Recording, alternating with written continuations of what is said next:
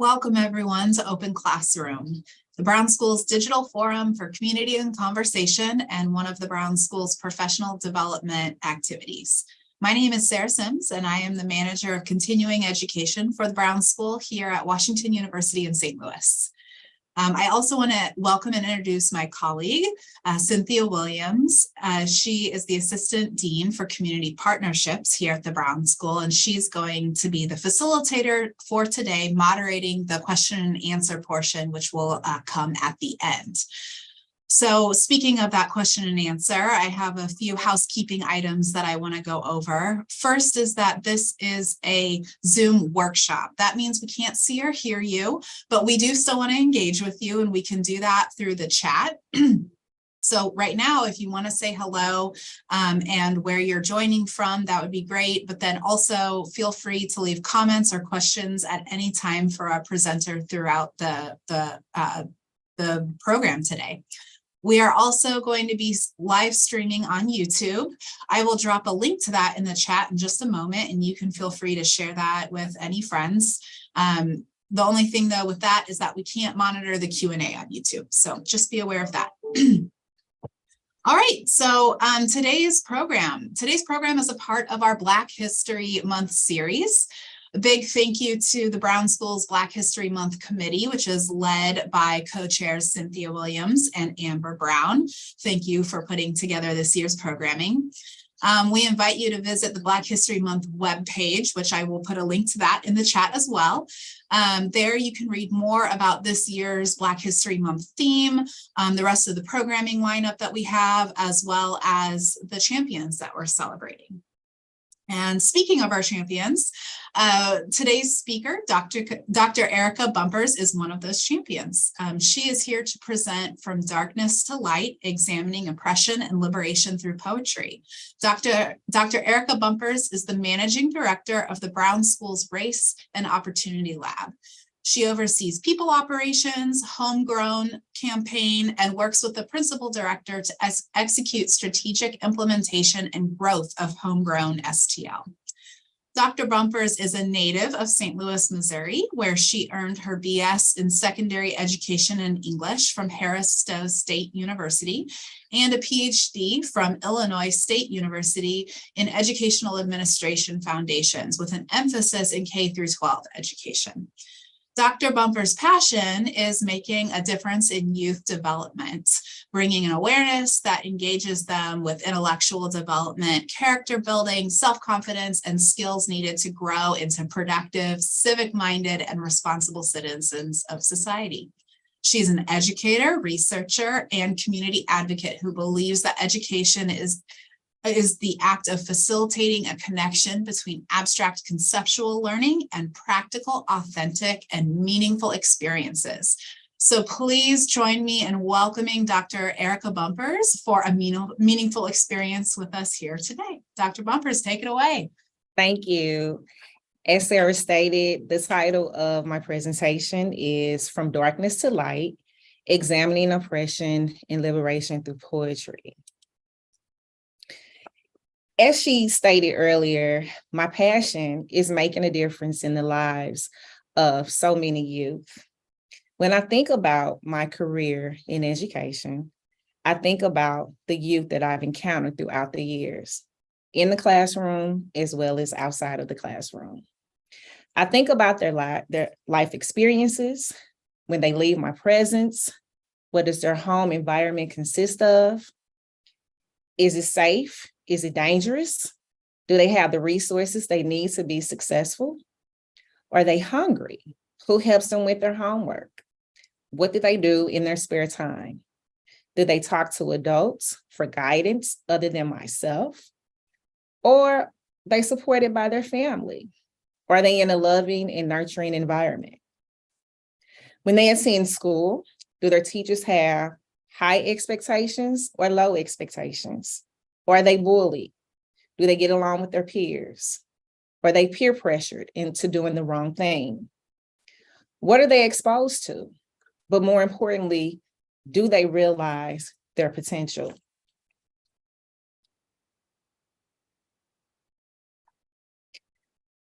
I also think about the darkness that many of them speak of when they are talking about their anxieties, their awkwardness, how they feel about themselves, and understanding who they are as individuals and how they fit into a world that has been so against them and judged based on their race, class, and gender. Dr. Bumpers, advance your slide. Imagine being 14.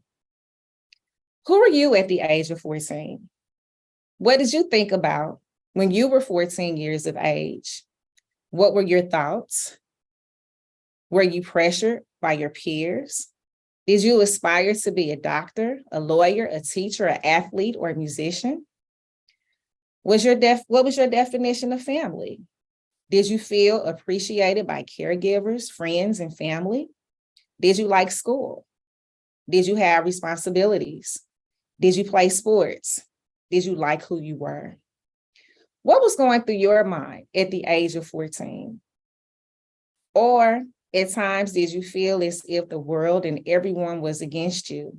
And sometimes you felt like you wanted to explode because you were in a society resistant to change. Again, who were you at the age of 14? As we think about the stages of development and the stages of adolescence, we think about biological growth and development, understanding that our body changes, our voice changes, we may have a growth spurt or not.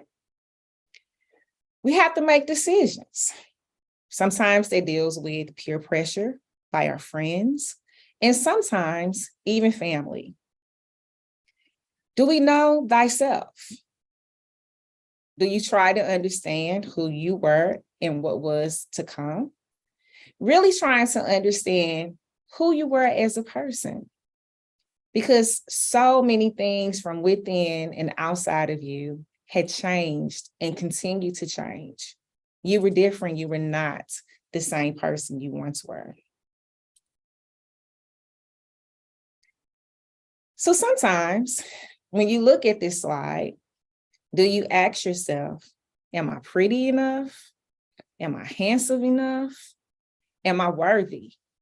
Will that boy or girl like me the way that I am? Or will I be rejected because I'm not skinny enough? I'm not tall enough. I'm not the right color. Do I ignore my surroundings because I just don't feel like being bothered? No one understands me. So I listen to music to drown out the things I don't want to hear.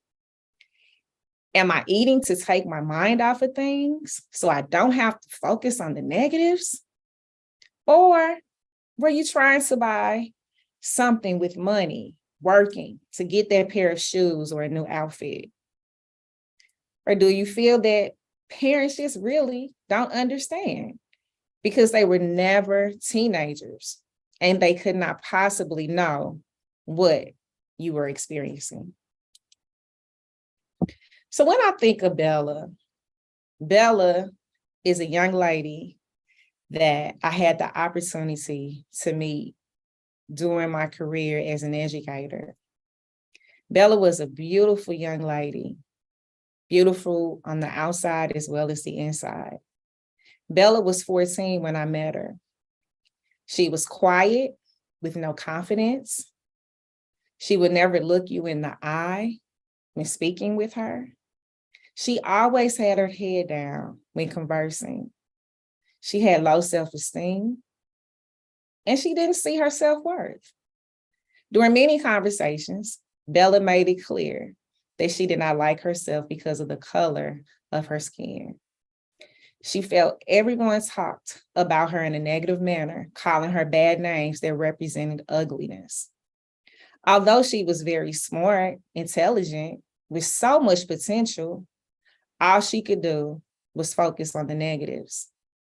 I asked her, Bella, do you know your self-worth?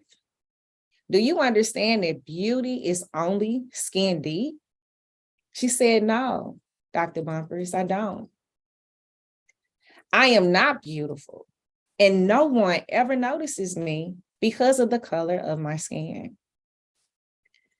I thought, wow, a 14-year-old thinking about the color of her skin and how that impacts who she is, what she is. I thought years ago, as a teacher, I'm having the same conversation with a group of youth that felt the exact same way. They felt unappreciated and they hated their skin complexion. I thought, how could this conversation still exist in a different state, in a different city, with a different group of youth? I realized then that the more things change, the more things stay the same.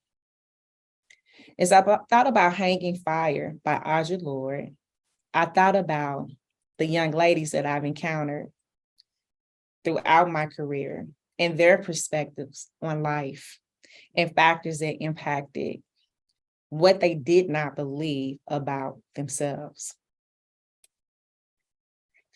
When you see this slide, you see hanging fire. We think, oh, hanging fire, something's hanging and fire, maybe it's burning. But it means to delay action, to stop progress, or to hang back.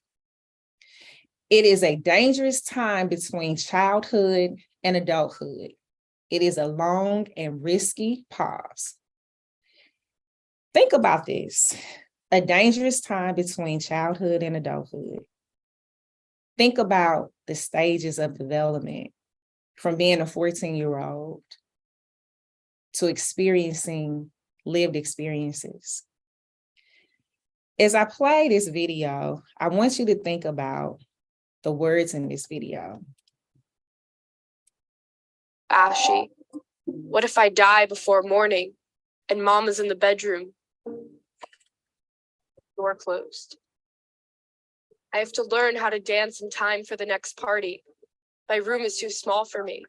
Suppose I die before graduation, they will sing sad melodies, but finally tell the truth about me. There is nothing I want to do, and too much that has to be done.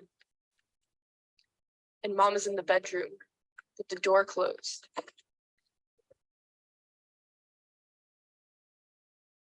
Nobody even stops to think about my side of it. I should have been on the math team. My marks were better than his. Why do I have to be the one wearing braces? I have nothing to wear tomorrow. Will I live long enough to grow up? And mama's in the bedroom with the door closed.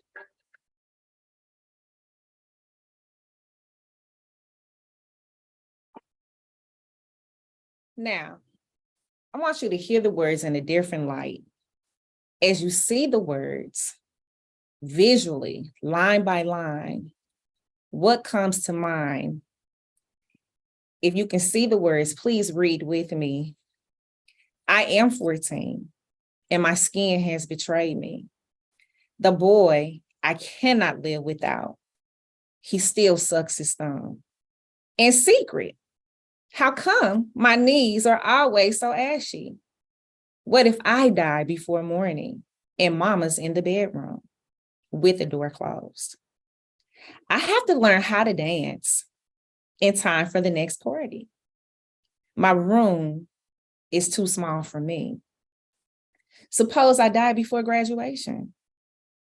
They will sing sad melodies, but finally tell the truth about me.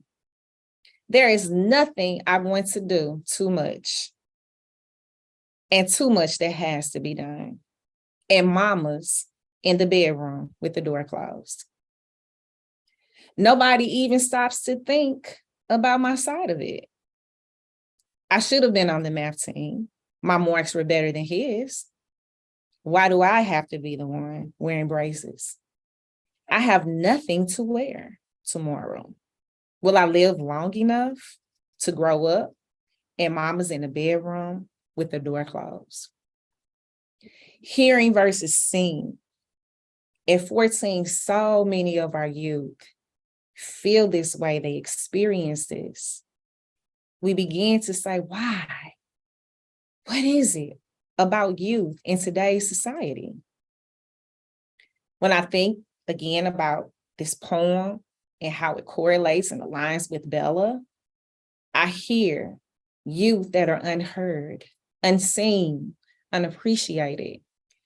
This reminds me of youth that I've encountered in the classroom, outside of the classroom, in so many different instances.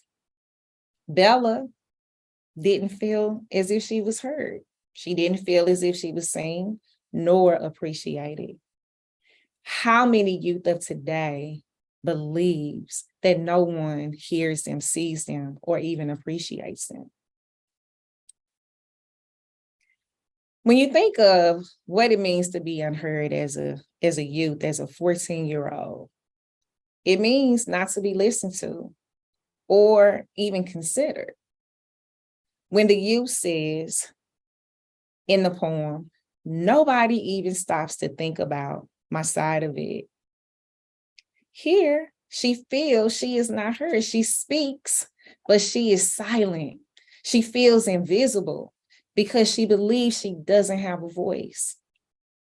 I remember having a conversation with Bella, and we talked about being heard in beauty and acknowledging that you are beautiful, but she felt like no one heard her. I said, "Hi, Bella. Do you realize that you have a voice to speak when you don't feel that you're heard?" And she says, "I just don't, because of things that have impacted her life." When I think about a youth being unseen, that means they're not seen or noticed. Nobody ever stops to think about my side of it. Have you ever felt ignored? Think about it, especially when she states, "I should have been on the math team, but because she is not seen, she's overlooked, she becomes unnoticed." I've heard this so many times about the high expectations and the low expectations of teachers and educators who believe youth cannot achieve at higher levels when compared to their white counterparts. They don't see them as individuals. They see them as a population of failure. I remember in a classroom having a conversation with many students, and the student said to me, "You're the only one that really sees us for who we are." And I said, "Well, what does that mean?" "Everyone should see you. You're an individual. You have the potential." They said, "No, they don't see us. They see us as a statistic, not as a person, not as an individual." So when we think about what it means to be unseen, did you feel unseen when you were 14? Talk about being unappreciated, not fully understood, not recognized, not valued. She says, "Before I die, before graduation, they will sing melodies, but finally tell the truth about me," insinuates that she is not appreciated and possibly misunderstood. How many times are our youth misunderstood because they feel that no one understands them? So if they don't understand, how can they be appreciated? They feel no one understands the heartbreak. People that I thought were my friends are no longer my friends because they don't appreciate the things that I do. I'm never acknowledged, not at home, not at school. As educators, do we really appreciate what our students bring into the classroom? As educators, do we understand that what it feels like to be unappreciated? And then we have the isms, colorism, which is a prejudice or discrimination within a racial or ethnic group, favoring people with lighter skin over those with darker skin. Think about the 14-year-old and how she says, my skin has betrayed me. My knees are ashy. When we think about how colorism has played and continues to play in America, there is an old children's rhyme that captures the definition of colorism and its inner workings. It says, if you are Black, stay Black. If you're brown, stick around. If you're yellow, you're mellow. If you're white, you're all right. Wow, think about this. If you are Black, stay Black. If you are brown, stick around. If you're yellow, you're mellow. But if you're white, you're all right. When we think about colorism, it dates back to slavery. Colorism is best understood by the brown paper bag test, which was used for discriminatory practices to exclude dark-skinned people. This test can be traced back to the time of slavery, where slave masters kept lighter skinned slaves inside. The test was allegedly used to determine what privileges and individuals could have. And only those with the skin color that matched or was lighter than a brown paper bag were allowed admission or membership or privileges. The test was believed by many to be used in the 20th century by many African American social institutions, such as sororities, fraternities, social clubs, and churches. This brown paper bag test was also used in reference to larger issues of class and social stratification and colorism, defining who we are as people. Colorism really barred people from having access to several public spaces and resources because of their darker complexion. This conversation stems from the many conversations that I've had with youth about the complexion, because I don't like the color of my skin. I don't like how I look. So as we think about this poem and what it represents, and how our youth of today and how they feel, we have to think about how colorism has impacted our society, our race for so many years. And then we have racism, which is the belief that race is a fundamental determinant of human traits and capacities, that racial differences produce an inherent superiority of a particular race. The 14-year-old says, my skin has betrayed me. Because of the race that I identify with, how come my knees are always ashy? Did you ever think how your skin has betrayed you because of the color of your skin? Imagine having these conversations and really trying to understand, wow, something from years ago still is impactful to today. And we as educators have to ask ourselves, how do we begin to reverse this feeling, this expectation that you're not enough? When we think of classism, it's a person's social or economic status in society that determines their value in a society. She says, my room is too small for me and I have nothing to wear tomorrow. Is her house a shotgun house? Or is it a tiny apartment?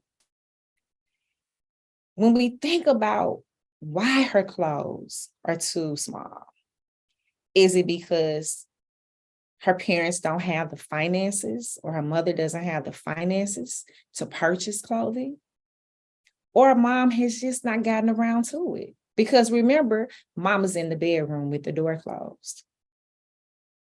Is it that she's poor and can't afford to purchase a new outfit? And then we think of sexism. I should have been on the math team. My marks were better than his. Is it because I'm a girl and boys are smarter in math than girls? Is it a stereotype that girls should focus on English and homemaking and boys should focus on math and engineering? Why is it that I'm still unseen, although my marks are better than his? So as educators, we have to continue to ask ourselves, what is the message that is being conveyed here? And mama's in the bedroom with the door closed. What does this door represent? Is the focus really about mama? Or is it really about the door closed and the opportunities and the struggles that persist within our community that impacts our youth? In some instances, we make assumptions about mama. But is this poem really about mama and her issues? Or is it really about the oppression that we sometimes experience in life? As we think about our youth, how many of our youth experience and mama's in the bedroom with the door closed? They have no guidance. They have no one to talk to. This is what our youth experience. And as educators, legislators, caregivers, we have to think about what this really does symbolize with the door being closed. Mama is symbolic for oppression because mama's in the bedroom with the door closed can represent so many different things.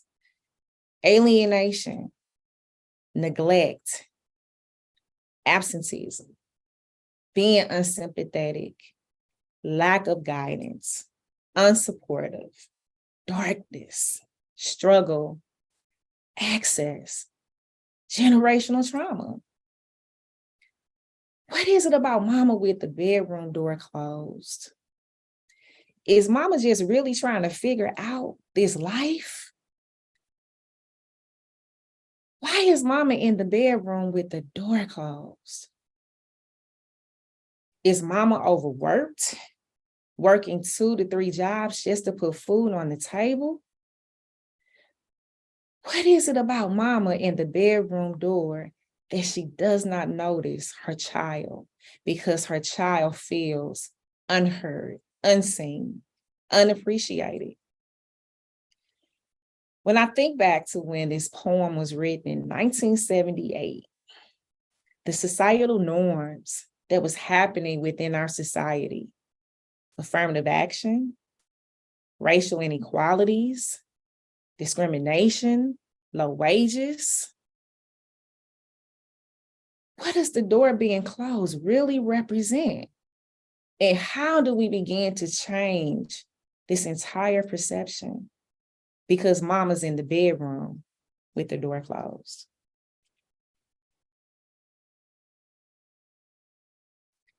Resistance to oppression. The change is when we begin to resist the oppression that exists within our lives and realizing there is something different. We as educators, as caregivers, as social workers, we have to begin to make a stance that our youth are worthy.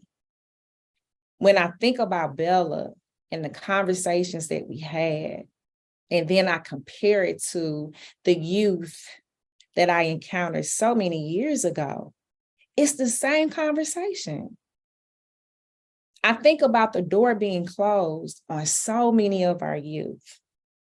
And then I began to think, how do I convey to the youth that we need to resist this oppression that is upon us, reversing the cycle, informing them that they are worthy, and that although we are educators and we have a job to do, and caregivers, we have this job to do, we have to begin to instill in our youth that they are worthy, they are seen, they are heard, they are appreciated. We can't allow colorism and racism and sexism and classism to continue to impact who we are as a people. We have to change the perception. We have to change the resistance to oppression. How do we open the closed door? Think about this. How do we open a closed door that's been closed for so many years? What comes to mind when you think about this closed door? But then, as we begin to instill the positivity within our youth, as we begin to communicate, to let them see their self-worth, their inner beauty, their outer beauty, the door begins to open up. The light begins to shine. So they no longer think of the negativities, but they think of the positives that life has to offer. We think of it as a way of transformation to hope. First, as educators, as caregivers, as social workers, the old must be undone. Sometimes we have to go through the struggle. We have to suffer with pain. But the old must be undone. Second, we as educators, caregivers, social workers, youth-based organizations, we must receive knowledge, understand the knowledge in order to understand the struggle, because it undoes us. Lastly, we as educators, caregivers, social workers, and youth and based organizations, we must understand what the opening of the door is, which is a symbol of freedom from oppression. I ask you the question, what would the 14-year-old today say to the 14-year-old in the past? If you looked in the mirror at the age of 14, from being in the past, what would you say today? I think about hope. It's being able to see that there is light despite all of the darkness. My goal, my responsibility is to inform our youth that they must realize their hope, that it will not always be darkness, that it will be light. But I have to begin to instill that they are our future. I have to instill that sometimes it will be darkness, but at the end of the tunnel, there is lightness. It's our responsibility to change the perception, to reverse the oppression. That is our responsibility, that this is what we must do in order to make a difference. When I think about Bella and I think about the youth that I've encountered, I'm always thinking, you have such a beautiful light. You are heard, you are seen, you are appreciated, you're all of these things. It's my due diligence to ensure that this is what you believe in every time you wake up in the morning. You are beautiful. Your skin is only skin deep. And then I think about the poem by Harper Nichols. I think about the 14-year-old who was unheard, unseen, unappreciated. And perhaps what made her beautiful was not her appearance or what she achieved, but in her love and in her courage and her audacity to believe, no matter the darkness around her, light ran wild within her. And that was the way she came alive. And it showed up in everything. And perhaps what made her beautiful, the 14-year-old, had to realize that she already had the confidence. She had already resisted the oppression. She was already beautiful. She was seen, she was heard, she was appreciated. It did not matter what others may have thought or expected of her. It didn't matter the color of her skin, because perhaps she was already beautiful. And just like Bella, she had to unlock the door. And when it opened, she realized, I am beautiful. I am lightness. And perhaps what made her beautiful was looking at the current and dialing it back to the past. Is it relatable and bigger than the 14-year-old?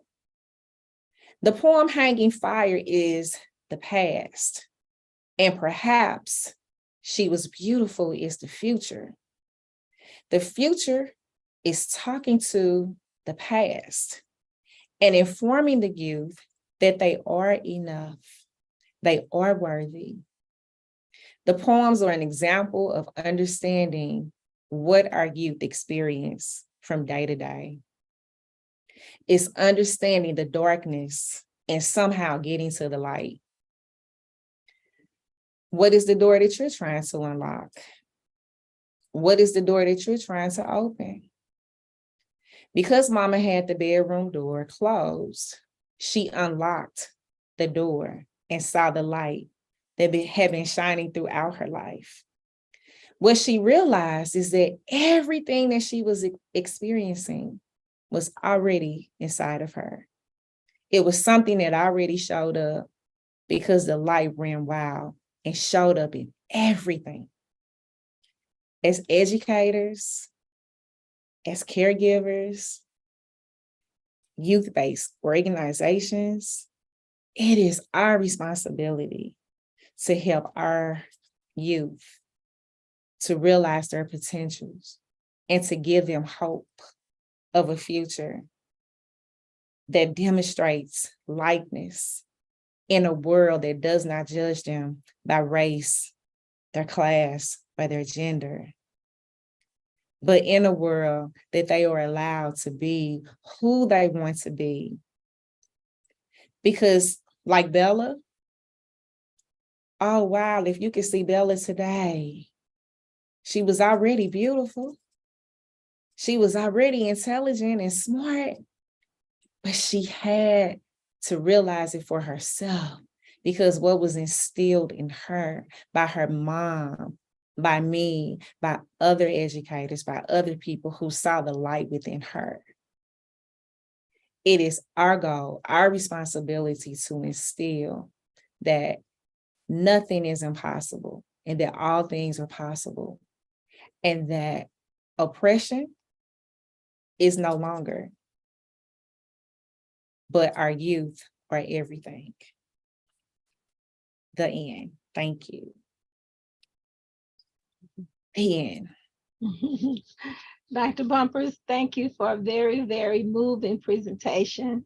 And you and I talked quite a bit about, you really didn't want this to be in the normal academic presentation because you wanted to have a conversation. You wanted to model inspiration and motivation for transdisciplinary efforts to move our youth forward. So I want to ask you, will you tell us more about the transdisciplinary efforts that you think different disciplines should be involved in. Let's talk about teachers. What is your message today that you would like to share with educators? Could you break it down simply for them? Sure. I believe that every individual has self-worth. They have a talent, they have something to offer. No child should go unnoticed. No child should go unheard. And many times in the classroom, because teachers are overwhelmed and we have so many different demands, that we have to some kind of way show our students that they are worthy and that they do matter. That means calling on them or just even saying, hey, how are you today? Or just speaking to them. It's the little bitty things that allows those youth to have the light. So often we're caught up with not understanding that it's the simple things that we need to do in order for our youth to understand their self-worth. As an educator, I saw so many different examples of good educators and bad educators.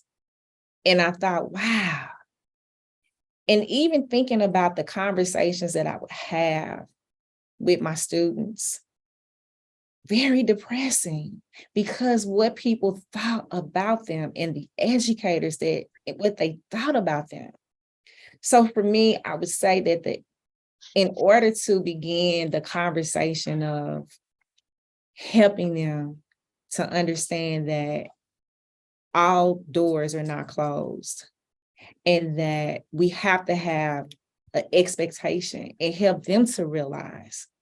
Because at the end of the presentation, I talked about this was already within her, in Bella. This was already from within. But if we don't help them to realize that, it becomes a struggle. Because sometimes we have to instill in our youth that they are our future. And so as an educator, my suggestion would be notice your youth that you encounter. Hear your youth. Pay attention to your youth. Acknowledge your youth, because this is important and it's very, very impactful. Thank you, Dr. Bumpers. You have a lot of accolades in the chat, but you also have a question. It says, Dr. Bumpers, do you use these and other poems with your teenage students? And part B is, do you invite them to write their own poetry? So that's a really good question. I like poetry. My undergrad is English. And when I read so many different things and certain things stick out to me, I've never used this particular poem in the classroom because I've been away from the classroom for many years. But if I had the opportunity to really introduce poetry to students, I would definitely use this as a writing activity, because I see so many youth within the two poems. And for me, thinking about the two poems, I thought the future is speaking to the past.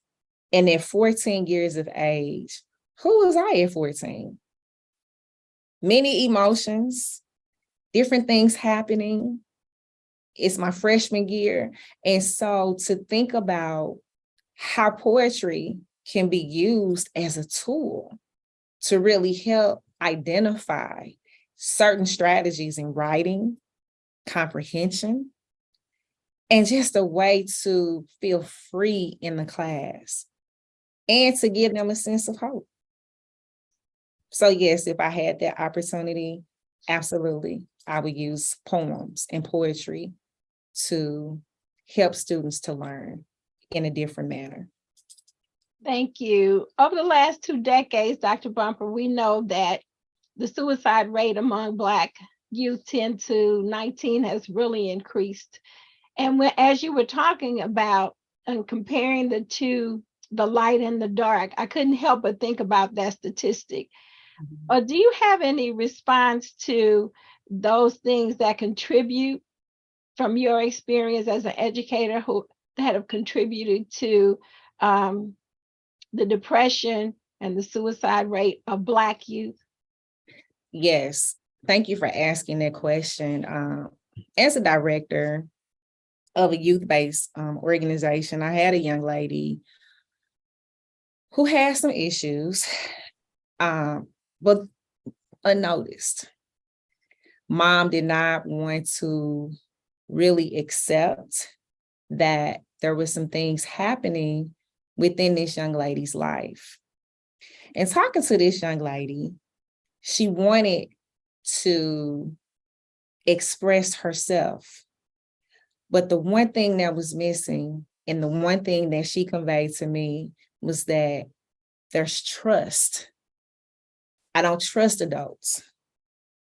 And so for me, I had to really, really think about, what does that mean? Not trusting. For a child to say, I don't trust adults. And I would rather talk to my peers because I feel more comfortable expressing myself to peers. Mm-hmm. So as time goes on, we're trying to help this young lady and collaborate, because it takes a village to raise a child. And as time went on, we realized that we need to get the social workers and therapy involved. And because mom was against it and did not want to accept what was really happening, unfortunately, it was some other things happening with that young lady. Last year, she committed suicide. And so I have to ask the question, this child felt unheard, unseen, unappreciated because she did commit suicide. But to have a conversation and to feel as if, wow, we could have saved this young lady.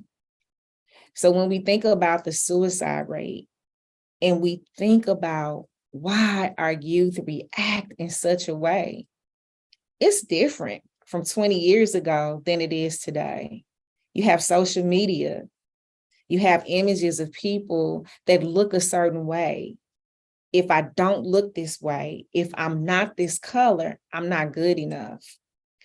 We as educators, as therapists, as social workers, we have to change their perception that you are enough, regardless of how you look, regardless of your race, your class, your gender, you are enough.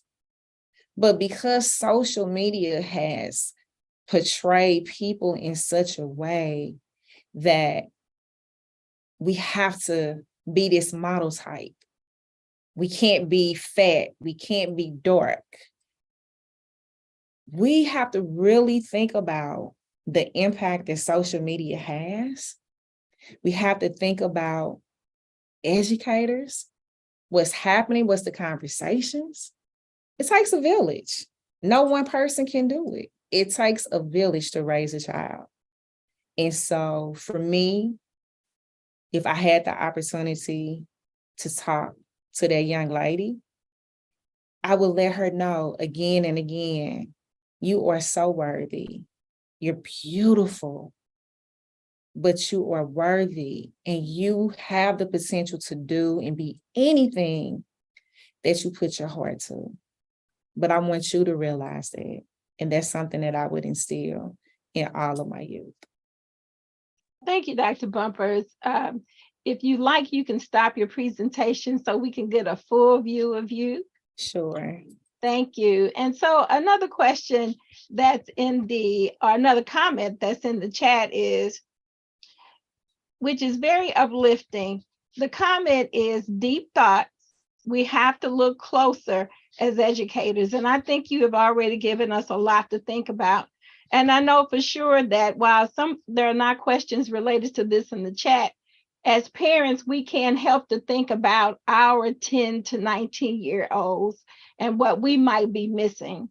So I want to go back to the poem, Mama's in the Bedroom with the Door Closed. Mm-hmm. Could you tell us more about who Mama represents?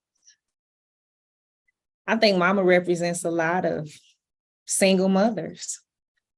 I think mama in the bedroom with the door closed is a woman really just trying to figure out, how do I do this? How do I make ends meet? No one has given me a manual on how to parent a child. I'm overwhelmed. I just really don't know how to move forward. Or maybe as mama is in the bedroom, it's because nobody has taught her. Nobody has seen her. Nobody has heard her. Nobody has appreciated her. And so we began a generational cycle because she's not seen, she's not heard, she's not appreciated. And so when we think about mama in that bedroom door, we have no idea what she's experiencing. We have no idea what she's going through, what she's thinking. Maybe she's just saying, hey, I really need some help. Mama with the bedroom door closed, or maybe she just doesn't want to be bothered. Maybe it's so many different assumptions that we can make.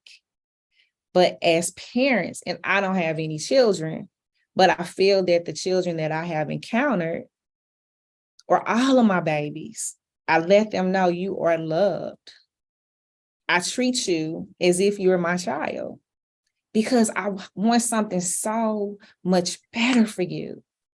I want you to know that you are the potential, you have the potential. I want you to realize your potential. And you have to communicate to youth.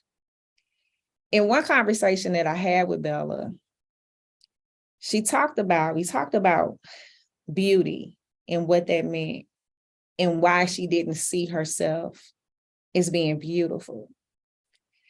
And as we conversed and, I asked her questions because I really want youth to really think about what is that makes you feel this way? I said, does anyone tell you that you're beautiful? She says, yes, my mom tells me, but she's expected. She's my mom. She has to tell me. She can't have an ugly child. And I had to think about that. What does that really mean? If your parent tells you that you're beautiful, but you still don't believe it because that's the expectation, then how do we begin to instill something different from within? Because it starts from within. As little children, we tell them all the time, you can be a doctor, a lawyer, an engineer, a teacher. We start from the ground, from when they're born. That's a message, that's a lesson. For me, it's about saying, hey, mama may be in the bedroom. I'm not sure what happens when you go home. But when you're with me, I'm going to be that nurturer. I'm going to be that loving person. I'm going to help instill in you that you are worthy. Because I'm not sure when you leave me, what happens to you. But when you're in my presence, I got you. I'm going to let you know. Guess what? You are beautiful. You are worthy. You are our future. There might be some in the audience who really don't understand Dr. Bumper's the brown bag test. Are you literally talking about a grocery bag? What kind of bag are you talking about? And what did the test consist of? So the brown paper bag test, it is a brown paper bag. And what would happen is they would take a brown paper bag. So for example, when we think of the Methodist Church, and if your skin was darker than the brown paper bag, you were not allowed access. And so they sent the message because early on I talked about slavery. If you were light skinned, you were allowed to be in the house. And if you were dark, you had to be in the field. It's that same message. And so the brown paper bag conveys negativity, nothing positive. Because if I'm darker than a brown paper bag, my access is denied. But if I'm lighter, I have access to the social economic status. I have access to people who really look like me because I'm white. Mhm. And it just sends such a negative connotation about color and colorism. We continue with colorism for years, and it didn't start yesterday. It started in slavery, and it has continued throughout our history as people of color. And that's what the brown paper bag is really a test, testing the color of your skin against the brown paper bag. Thank you. I remember, I'm considerably older than you, but I do remember when babies were born and brought home, that sometimes grandmothers would go and literally get that brown paper bag. And after the baby was about 6 weeks old, the bag came out. I'm glad that isn't happening as blatantly as it once did, but it literally happened. There's a comment too in the chat, and thank you to all of our audience who's hanging in here with us. We appreciate you so much. C. Muir said, I think mama represents so many adults who don't care and don't pay attention to children. Do you agree? I would say yes and no. Okay. I think as a parent, you as a female, you're a nurturer. It comes natural. And I think that sometimes you're just so overwhelmed with life that it just gets in the way. And you just need some time to just decompress. We can say mama doesn't care, but if we really begin to dissect, the little girl has braces. She's smart. She feels a certain kind of way because she feels death is amongst her. So to say that mama doesn't care, I would say yes and no. And it just really depends, because to carry a child for 9 months, there has to be some type of caring for that child, in my opinion. Okay, thank you. Sarah, this has been a wonderful presentation, intentionally presented to have a conversation with a number of people in a number of disciplines. At this time, I'm going to turn it over to you. Oh, I'm going to read this last comment. Mindy says, I pictured mama having the door closed is her way of dealing with all the isms in her life: racism, sexism, and classism. And Elaine says, I agree. Wonderful presentation. Back to you, Sarah. Thank you, Cynthia. And I agree. It was a really wonderful presentation and a really nice different way of presenting from that lecture style, like you said at the beginning. It's great. I want to remind everyone that we record all of our open classroom programs, and recordings are available usually about 2 business days after the presentation. I'll drop a link in the chat so you can check this presentation out again, share it with your friends, and look at other past presentations. And I want to put a plug in for our next Black History Month Open Classroom program. That will be a week from today, so February 15th. That's another Wednesday. That presentation is going to be presented by Dr. Sean Joe, and it's going to be titled Resistance Requires Excellent Scholarship, Seeding a Vision for Change. So you can register for that and other open classrooms on our page, which I'll put a link to the chat right now, and invite you to continue to learn with us. And we will see you all next time. Thank you. Thank you to Colette for putting a link about the brown paper bag test in the chat. So if you'd like more information, please click on that link. Thank you, Colette. Thank Bye, you. everybody. Thank you. Dr. Dr. Bumpers. Thank you, Cynthia. Bye, everyone. Bye.